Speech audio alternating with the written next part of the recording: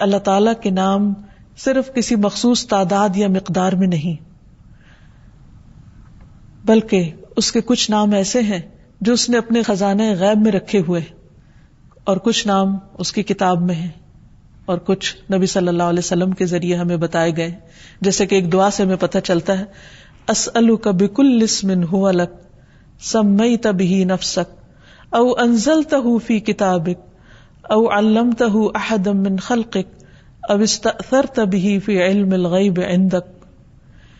کہ اے اللہ میں تجھ سے تیرے ہر نام کے واسطے سے دعا کرتا ہوں، وہ نام جو تو نے اپنی ذات کے لیے رکھے، یا وہ نام جو تو نے اپنی کتاب میں اتارے، یا وہ نام جو تو نے اپنی مخلوقات میں سے کسی کو سکھا دیے، یا وہ نام جو تو نے اب تک اپنے خزانہ غیب میں محفوظ فرما رکھے، یعنی کسی کو بھی نہیں بتایا کیونکہ وہ اس سے بے نیاز ہے۔ تو میں تیرے ان تمام ناموں کے ذریعے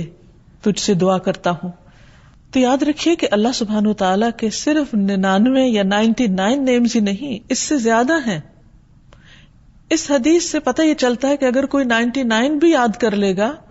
تو وہ اس کے لیے جنت میں جانے کا راستہ آسان کر دیں گے، لیکن اس حدیث دوسری سے پتہ چلتا ہے کہ یہ نام